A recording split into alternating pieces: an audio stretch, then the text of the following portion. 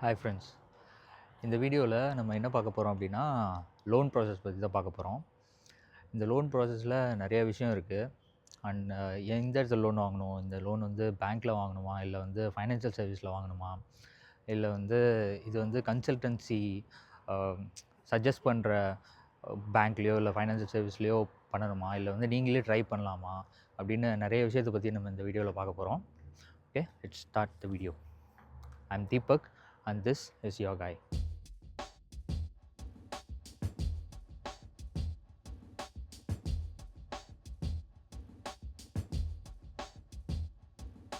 First நம்ம வந்து பேங்க்கில் வந்து லோன் வாங்க போகிறோமா, இல்லை ஃபைனான்ஷியல் சர்வீஸில் லோன் வாங்க போகிறோமா அப்படிங்கிறத வந்து ஃபர்ஸ்ட் டிசைட் பண்ணணும். ஏன்னா ரெண்டுத்துக்கும் வந்து ஒரு டிஃப்ரென்ஸ் இருக்குது. என்ன டிஃப்ரென்ஸ் அப்படின்னா, டேக்ஸ் டிஃப்ரென்ஸ். ஃபைனான்ஷியல் சர்வீஸில் கொஞ்சம் டேக்ஸ் அதிகமாக இருக்கும். பட் வந்து பேங்க்கில் லோன் கொடுக்குறாங்க அப்படின்னா அவங்களோட இதில் வந்து கொஞ்சம் டேக்ஸ் கம்மியாக இருக்கும். பட் ஃபைனான்ஷியல் சர்வீஸில் அட்வான்டேஜ் என்ன அப்படின்னா, உங்களோட காலேஜ் ஃபீஸ் அண்ட் ஆல்சோ வந்து உங்களோட லிவிங் காஸ்ட்டுக்கும் கொடுக்க வாய்ப்பு இருக்குது. பட் பேங்க்கில் வந்து அவங்களால உங்களோட அசட் அண்ட் வந்து உங்களோட பர்சனலாக உங்கள் அப்பா அம்மாவோட பர்சனல் பிலாங்கிங்ஸ் அண்ட் வந்து எப்படி உங்கள் லேண்டோ இல்லை வந்து வேறு ஏதாச்சும் ஒரு விஷயம், நீங்கள் எவ்வளோ சம்பாதிக்கிறீங்க, அப்பா அம்மா எவ்வளோ சம்பாதிக்கிறாங்க அப்படிங்கிறத வச்சு தான் அவங்க வந்து லோன் கொடுப்பாங்க. அது ரொம்ப கம்மியாக தான் வர வாய்ப்பு இருக்குது. பட் ஃபைனான்ஷியல் சர்வீஸில் அதே விஷயத்தை வச்சு அந்த அசட் எல்லாத்தையுமே வந்து ஒரு வேல்யூ பண்ணி கொஞ்சம் அதிகமாக கொடுக்க வாய்ப்பு இருக்குது. ஸோ ஃபைனான்ஷியல் சர்வீஸில் லோன் கொஞ்சம் அதிகம், அதே மாதிரி கொஞ்சம் டேக்ஸும் அதிகம். பட் பேங்க்கில் வந்து லோன் கொஞ்சம் கம்மியாக இருக்கும், பட் டேக்ஸும் கம்மியாக இருக்கிறது ஒரு அட்வான்டேஜாக இருக்கும். இதுதான் ஃபர்ஸ்ட் நீங்கள் வந்து டிசைட் பண்ணணும், ஃபைனான்ஷியல் சர்வீஸா இல்லை பேங்க்கா அப்படின்னு. லோன் ப்ராசஸ் ஸ்டார்ட் பண்ணுறதுக்கு அன்கண்டிஷனல் லெட்டர் வர வரைக்கும், அதாவது யூனிவர்சிட்டிலேருந்து அன்கண்டிஷனல் லெட்டர் வர வரைக்கும் நீங்கள் வெயிட் பண்ணணும் அப்படிங்கிற அவசியம் கிடையாது. அதுக்கு முன்னாடியே ஸ்டார்ட் பண்ணிடலாம். அதுக்கு முன்னாடியே எப்படி ஸ்டார்ட் பண்ணிடலாம் அப்படின்னா, எலிஜிபிலிட்டி செக் பண்ணிடணும் ஃபர்ஸ்ட்டு. எப்படின்னா, நம்மளோட ஐஎல்ஸ் ஸ்கோர் இருக்கும்.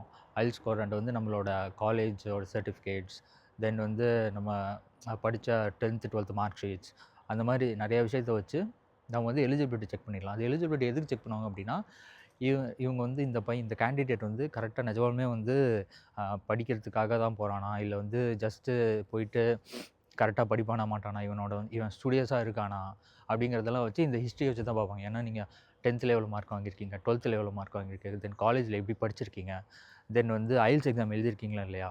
ஐஎல்ஸ் எல்லாம் வந்து ஒரு பெரிய ஒரு ப்ளஸ் பாயிண்ட்டாக அமையும் இந்த இடத்துல. ஏன்னா வந்து ஐஎல்ஸ் எக்ஸாம் எழுதியிருந்தால் இவன் வந்து அப்ராட் போக வந்து ரொம்ப ஸ்டூடியஸாக இருக்கான், இவன் வந்து போகிறதுக்கு வந்து ரொம்ப விருப்பமாக இருக்கான் அப்படிங்கிற ஒரு விஷயத்த வந்து அந்த இடத்துல ஒரு ரிஜிஸ்டர் பண்ணுற மாதிரி ஒரு விஷயம் இருக்கும்.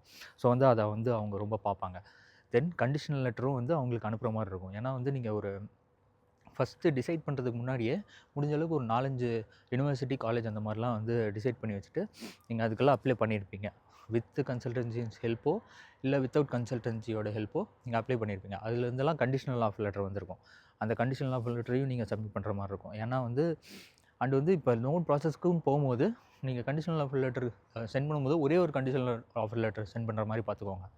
ரொம்பவும் வந்து 2-3 காலேஜஸ் நான் ஆப்ஷன் வச்சுருக்கேன் அப்படின்னு நீங்கள் காட்டிக்கணும். ஆப்ஷன் நீங்கள் வச்சுக்கோங்க, பட் வந்து இந்த காலேஜ் தான் பெஸ்ட்டு காலேஜ், இந்த காலேஜ் தான் போகிறேன் அப்படிங்கிறத வந்து நீங்கள் பார்த்துட்டு அதுக்கேற்ற மாதிரி அந்த எலிஜிபிலிட்டி ரெக்குயர்மெண்ட்டுக்கு நீங்கள் வந்து பேங்க்குக்கு அனுப்புங்க. ஸோ தட் அவங்க வந்து ஓகே கேண்டிடேட் வந்து தெளிவாக இருக்கார் அப்படிங்கிற மாதிரி ஒரு விஷயம். தென் அதுக்கப்புறம் வந்து கண்டிஷனல் ஆஃபர் லெட்டரில் வச்சு எலிஜிபிலிட்டிஸ் பார்த்ததுக்கப்புறம் நீங்கள் கொடுத்த யூனிவர்சிட்டி வரல, வேறு யூனிவர்சிட்டி வருது அப்படின்னா கூட நீங்கள் பேசிக்கலாம். எனக்கு வந்து இந்த இடத்துல ஆஃபர் கிடைக்கல, இந்த இடத்துல தான் ஆஃபர் கிடச்சிச்சு, இந்த யூனிவர்சிட்டி தான் போகிறேன் அப்படின்னு நீங்கள் சொல்லிக்கலாம். அப்புறம் நோ ப்ராப்ளம். எப்போனா அந்த ஒரிஜினல் லோன் ப்ராசஸ் ஸ்டார்ட் பண்ணும்போது நீங்கள் இந்த யூனிவர்சிட்டி தான் போகிறீங்க அப்படிங்கிறத அப்புறம் சொல்லிக்கலாம். தென் உங்களுக்கு அன்கண்டிஷனல் ஆஃபர் லெட்டர் வந்துடும். அதாவது வந்து இந்த கண்டிஷன்ஸ்லாம் நீங்கள் வந்து மீட் பண்ணிட்டீங்க அப்படின்னு யூனிவர்சிட்டியிலேருந்து வந்து உங்களுக்கு மெயிலில் இந்த மாதிரி அன்கண்டிஷனல் ஆஃபர் லெட்டரில் பிடிஎஃப் அனுப்புவாங்க. ஸோ அது வந்ததுக்கப்புறம் நம்ம வந்து லோன் ப்ராசஸ் ஃபுல் ஃப்ளெஜ்டாக ஸ்டார்ட் பண்ணிடலாம். எலிஜிபிலிட்டி செக்லாம் ஏற்கனவே முடிச்சாச்சு. இப்போ வந்து லோன் ப்ராசஸ் ஃபுல் ஃப்ளெஜ்டாக ஸ்டார்ட் பண்ணிடலாம். அதில் வந்து எல்லா டாக்குமெண்ட்ஸும் நீங்கள் சென்ட் பண்ணுவீங்க. உங்களோட அசட்டோட டாக்குமெண்ட்ஸு, உங்களோட எஜுகேஷ்னல் டாக்குமெண்ட்ஸு, உங்கள் அப்பா அம்மாவோட ஆதார் கார்டு, பேன் கார்டு, அது இதுன்னு எல்லா விஷயம், ஃபைனான்ஷியல் டாக்குமெண்ட்ஸ் எல்லா விஷயத்தையுமே நீங்கள் அனுப்புவீங்க இந்த ஃபைனான்ஷியல் சர்வீசஸ்க்கோ இல்லை வந்து பேங்க்குக்கோ. அதை அனுப்புனதுக்கப்புறம் அவங்க எல்லாத்தையுமே செக் பண்ணிவிட்டு அவங்க வந்து கொஞ்சம் டைம் எடுத்துக்கிட்டு அதுக்கப்புறம் வந்து உங்களை ரீச் அவுட் பண்ணி அந்த டிஸ்பர்ஸ்மெண்ட் பண்ணுறது. ஃபர்ஸ்ட் வந்து அமௌண்ட்டை டிசைட் பண்ணுவாங்க. இந்த அமௌண்ட் அப்படிங்கிற மாதிரி டிசைட் பண்ணிட்டு உங்ககிட்ட சொல்லுவாங்க.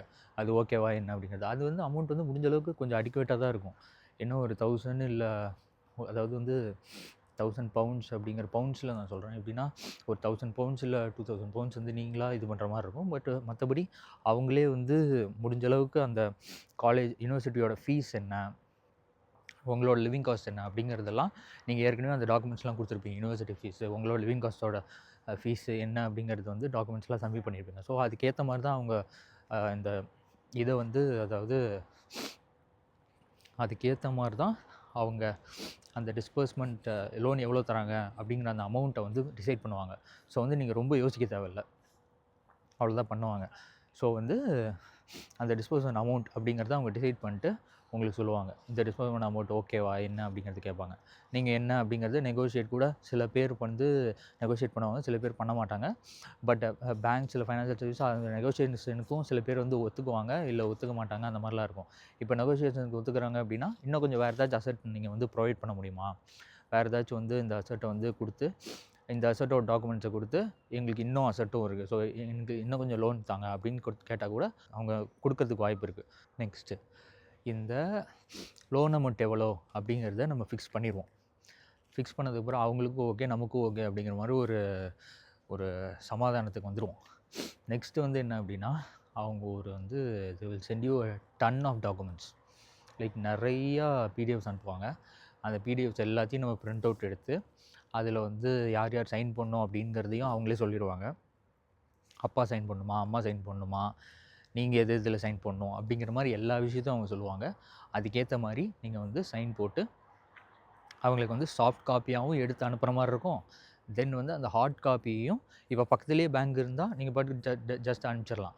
இல்லை கொஞ்சம் தூரமாக இருக்குது, நீங்கள் கொஞ்சம் ஊர் சைடில் இருக்கீங்க, அதாவது கரூர், நாமக்கல் இல்லை திருச்சி அந்த மாதிரி இருக்கீங்க, டக்குன்னு வந்து ஜஸ்ட் டாக்குமெண்ட் கொடுக்கறதுக்கு மட்டும் வர முடியாது அப்படிங்கிற மாதிரி யோசிச்சிங்க அப்படின்னா நீங்கள் வந்து இதில் அனுப்பலாம், கொரியரில் அனுப்பிடலாம்.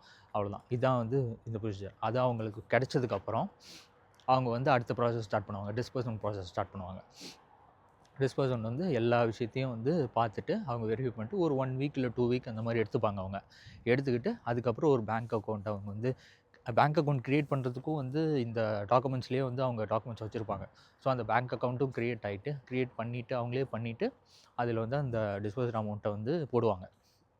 போட்டதுக்கப்புறம் நம்ம ஃபீஸ் கட்டுறதா இருக்கட்டும், இல்லை வந்து நம்ம அதுக்கு அந்த பேங்க் ஸ்டேட்மெண்ட் எடுக்கிறதா இருக்கட்டும், இல்லை அந்த மாதிரி நிறைய விஷயம். அதாவது இங்கே வந்து நம்ம விசாக்கு சப்மிட் பண்ணும்போது நமக்கு வந்து என்ன கேட்பாங்க அப்படின்னா 28 நாள் வந்து இந்த பேங்க்கில் வந்து இந்த காசு இருந்திருக்கா அப்படிங்கிறத கேட்பாங்க. ஸோ அதுக்கு டாக்குமெண்ட்ஸ் எடுக்கிறதா இருக்கட்டும் எல்லாமே நீங்கள் பண்ணிக்கலாம்.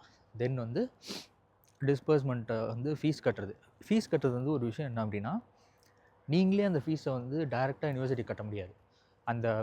அதாவது எப்படி சொல்கிறது, அந்த அக்கௌண்ட்டில் இருக்கிற பணம் இருக்கு இல்லையா, அது வந்து நீங்களே டைரெக்டாக இப்போ நம்ம இந்தியாவில் வந்து யூபிஐ ட்ரான்சாக்ஷன் இருக்கலாம், அந்த மாதிரி யூபிஐ ட்ரான்சாக்ஷனோ இல்லை கேஷ் வித்ட்ரால் பண்ணி ட்ரான்சாக்ட் பண்ணுறதோ, இல்லை இந்த அக்கௌண்ட்லேருந்து இந்த அக்கௌண்ட்டுக்கு நீங்கள் வந்து ஜஸ்ட்டு ஒயர் ட்ரான்ஸ்ஃபரில் பண்ணுறதோ, ஃப்ளை ஒயர் யூஸ் பண்ணி நீங்கள் வந்து ட்ரான்ஸ்ஃபர் பண்ணுறதோ அந்த மாதிரி பண்ண முடியாது. இது உங்களோட காசு, ஃபுல்லாக உங்களோட காசு இல்லை, உங்களோட காசு தான், பட் ஃபுல்லாக உங்களோட காசு இல்லை. ஸோ வந்து அவங்க லோன் கொடுத்த காசு. ஸோ அவங்க எல்லாத்துக்குமே ரிஜிஸ்டர் பண்ணுவாங்க. ஸோ வந்து நீங்கள் என்ன பண்ணணும் அப்படின்னா, இப்போ நீங்கள் ஃபீஸ் கட்டணும், இப்போ பாதி ஃபீஸ் கட்ட போகிறீங்க, இவ்வளோ ஃபீஸ் கட்ட போகிறீங்க அப்படின்னா அவங்களுக்கு வந்து மெயில் பண்ணணும் எல்லா டாக்குமெண்ட்ஸும் வச்சு. இவ்வளோ ஃபீஸ் கேட்குறாங்க, இப்போ வந்து இவ்வளோ ஃபீஸ் கட்டணும் அப்படின்னு சொல்கிறாங்க. ஸோ வந்து இதான் டாக்குமெண்ட்ஸ், இந்த மெயிலாம் அனுப்பிச்சிருக்காங்க, அதுக்கான டாக்குமெண்ட்ஸ் இதெல்லாம் அப்படின்னு சொல்லி அனுப்பிச்சிங்க அப்படின்னா அவங்க ஓகே அனுப்புகிறேன் அப்படின்ட்டு அவங்க காலேஜுக்கு அனுப்பிச்சிடுவாங்க. காலேஜுக்கு அனுப்பிச்சதுக்கப்புறம் அவங்க வந்து இங்கே டெபாசிட் ஆனதுக்கப்புறம் காலேஜ்லேருந்து ஒரு இன்டிமேஷன் வரும். ஸோ வந்து இன்னொரு விஷயம் என்ன அப்படின்னா, இது ஒரு எக்ஸ்ட்ரா விஷயம் தான், லோன் ப்ராசஸ் பற்றி கிடையாது, பட் எக்ஸ்ட்ரா விஷயம் தான், ஞாபகம் வச்சுக்கோங்க. என்ன அப்படின்னா, காலேஜோட வெப்சைட்டில் அதாவது அன்கண்டிஷனல் லெட்டர் ஆஃபர் வந்தவுடனே உங்களோட நம்பரு, அதாவது எப்படி சொல்கிறது, உங்களோட ஒரு ஐடி அந்த மாதிரிலாம் ஏதாச்சும் வந்துருச்சு அப்படின்னா காலேஜோட வெப்சைட்டில் போயிட்டு எப்படி லாகின் பண்ணுறது அப்படிங்கிறத பார்த்து வச்சுக்கோங்க. ஏன்னா இந்த மாதிரி ஃபீஸ் கட்டுறது அந்த மாதிரி விஷயம்லாம் வந்து காலேஜோட வெப்சைட்டில் அப்டேட் ஆகிட்டே இருக்கும். அது அப்டேட் ஆகி உங்களால் பார்க்க முடியுது அப்படின்னா ரொம்ப ஈஸியான விஷயம். ஏன்னா டக்குன்னு இப்போ நீங்கள் இங்கே அதாவது லோன் கொடுத்த இடத்துல நீங்கள் அனுப்ப சொல்கிறீங்க, அவங்க அனுப்புவாங்க. அவங்க அனுப்புனது எத்தனை நாளில் போகும் அப்படிங்கிறது ஒரு விஷயம் இருக்குது. 1 டேயில் போகலாம், இல்லை 1.5 டேஸில் போகலாம், அந்த மாதிரி போயிட்டு அவங்க அதை பார்த்துட்டு அதுக்கப்புறம் வந்து அவங்க மெயிலில் ரிப்ளை பண்ணணும். அதுக்கு பதிலாக நீங்கள் லாகின் இருந்துச்சுன்னா, யூனிவர்சிட்டி லாகின் இருந்துச்சுன்னா, நீங்கள் ஜஸ்ட் அதிலேயே டேரெக்டாக நீங்கள் பார்த்துக்கலாம். டேரெக்டாக வந்து நீங்கள் அதை போய் செக் பண்ணிங்க அப்படின்னா இவ்வளோ ஃபீஸ் வந்து கம்மியாக இருக்குது, அவ்வளோ ஹேவ் டு பே அப்படிங்கிற அந்த அமௌண்ட் வந்து கம்மியாக இருக்குன்னா இவ்வளோ ஃபீஸ், பாதி ஃபீஸ் கட்டிட்டீங்க, இன்னும் பாதி ஃபீஸ் தான் நீங்கள் கட்டணும் அப்படிங்கிறத நீங்கள் தெரிஞ்சுக்கலாம். இந்த மாதிரி விஷயம் இருக்குது, இது கொஞ்சம் பார்த்துக்கோங்க. அண்ட் இன்னொரு விஷயம் இருக்குது நடுவில். என்ன விஷயம் அப்படின்னா, இந்த டாக்குமெண்ட்ஸ்லாம் நீங்கள் வந்து அனுப்புகிறீங்க இல்லையா, அனுப்பிட்டு அதுக்கப்புறம் வந்து ஒரு 2-3 ஃபீஸ் கேட்பாங்க. என்னென்ன ஃபீஸ் அப்படின்னா, பேங்க்லேருந்தோ ஃபைனான்ஷியல் சர்வீஸ்லேருந்தோ என்னென்ன ஃபீஸ்னால், ஒன்று ஸ்டாம்ப் டியூட்டி ஃபீஸ் ஒன்று அப்படிங்கிறது ஒன்று கேட்பாங்க, இன்னொன்று ப்ராசஸிங் ஃபீஸ் அப்படிங்கிறது கேட்பாங்க. ஏன்னா வந்து லோன் வந்து நம்மளுக்கு கொடுத்துட்றாங்க, லோனுக்கு வட்டி கட்ட போகிறோம், அது வந்து ப்ராசஸிங் ஃபீ கிடையாது. பட் வந்து எது ப்ராசஸிங் ஃபீ அப்படின்னா, இப்போ நீங்கள் வந்து அந்த லோன் டிஸ்போஸ் ஆகிறதுக்கு முன்னாடி ஒரு எவ்வளோன்னு அப்ராக்சிமேட்டாக சொல்லணுன்னா ஒரு 15 to 35 சொல்லலாம். அந்த மாதிரி உங்கள் லோனுக்கு ஏற்ற மாதிரி வந்து அவங்க வந்து ப்ராசஸிங் ஃபீ கேட்பாங்க. அதுக்கேற்ற மாதிரி அவங்க ப்ராசஸிங் ஃபீ கேட்பாங்க. அது எவ்வளவோ அப்படிங்கிறத நீங்கள் பார்த்து கட்டணும். இது நடுவில் ஒரு விஷயம் இருக்கும்.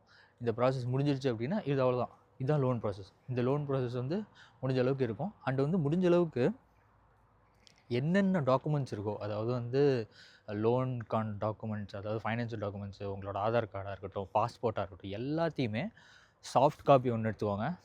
சாஃப்ட் காப்பி எடுத்து அதாவது நல்லா ஸ்டோர் பண்ணி வச்சுக்கோங்க. சாஃப்ட் காப்பியில் எது 1 2 சாரி, அதாவது வந்து சாஃப்ட் காப்பி ஃபுல்லாக எடுத்து, இது வந்து என்னோடய டாக்குமெண்ட்ஸ், இது அப்பாவோட டாக்குமெண்ட்ஸ், இது அம்மாவோட டாக்குமெண்ட்ஸ் அப்படின்ட்டு எல்லாத்தையுமே பிரித்து அழகாக செக்ரிகேட் பண்ணி வச்சுக்கோங்க. ஸோ வந்து எப்போ எந்த டாக்குமெண்ட் கேட்பாங்கன்னு சொல்ல முடியாது இந்த ஃபுல் ப்ராசஸில். ஸோ வந்து எடுத்து வச்சுக்கிட்டிங்க அப்படின்னா டக்கு டக்குன்னு எப்போ யார் கேட்டாலும் டக்கு டக்குன்னு எடுத்து கொடுக்குற மாதிரி உங்களுக்கு யூஸ்ஃபுல்லாக இருக்கும். தென் வந்து அதை வந்து நீங்கள் அந்த லோன் ப்ராசஸ் முடிச்சதுக்கப்புறம் கூட ஒரு 2 காப்பி 3 காப்பி வந்து பிரிண்ட் அவுட் போட்டு வச்சுக்கோங்க எல்லா டாக்குமெண்ட்ஸுமே. அது கொஞ்சம் ஈஸியாக இருக்கும் உங்களுக்கு. வந்து வேறு எங்கேயாச்சும், அதாவது இந்த பேங்க் ஸ்டேட்மெண்ட், இந்த விசாவுக்கு இது பண்ணுறதுக்காக இருக்கட்டும், இல்லை வந்து அப்ளை பண்ணுறதுக்காக இருக்கட்டும், இல்லை வேறு எதுக்கு கேட்டாங்க அப்படின்னா, ஏன்னா நடுவில் நிறைய ப்ராசஸ் இருக்குது. ஆக்சுவலாக அடுத்தடுத்த வீடியோவில் உங்களுக்கு தெரியும், நிறைய ப்ராசஸ் இருக்குது. அதிலெல்லாம் வந்து எப்போ எது கேட்பாங்க அப்படிங்கிறது ப்ரிடிக்ட் பண்ண முடியாது. நம்ம இந்த மாதிரி ஒரு பிளான் வச்சுருப்போம், பட் வந்து அவங்க வேறு ஒன்று கேட்பாங்க. ஸோ வந்து குழப்பமாகும். ஸோ வந்து எல்லாத்தையுமே சாஃப்ட் காப்பீஸும் செக்ரிகேட் பண்ணி அழகாக வச்சுக்கோங்க. தென் வந்து ஹார்ட் காப்பீஸும் எடுத்து வச்சுக்கோங்க. இதான் வந்து ஒரு பெஸ்ட் ப்ராக்டிஸாக இருக்கும். ஸோ இதான் வந்து லோன் ப்ராசஸ். உங்களுக்கு வந்து புரிஞ்சிருக்கும் அப்படின்னு நினைக்கிறேன். நம்ம வந்து நெக்ஸ்ட் வீடியோவில் பார்ப்போம். நெக்ஸ்ட் வீடியோவில் வந்து யூனிவர்சிட்டி கோர்ஸ், யூனிவர்சிட்டி வந்து என் நம்பர் ஆஃப் யூனிவர்சிட்டிஸ் இருக்குது, கோர்ஸும் என் நம்பர் ஆஃப் கோர்ஸ் இருக்குது. அதில் எந்த கோர்ஸ் உங்களுக்கு செட் ஆகும், எந்த யூனிவர்சிட்டி உங்களுக்கு செட் ஆகும் அப்படிங்கிறத பற்றி நெக்ஸ்ட் வீடியோவில் பார்க்கலாம். ஓகே, இந்த வீடியோ பிடிச்சிருந்தா லைக் பண்ணுங்கள். தென் ஏதாச்சும் விஷயம் சொல்லணும் அப்படின்னா கமெண்ட் பண்ணுங்கள். And subscribe to Your Guy.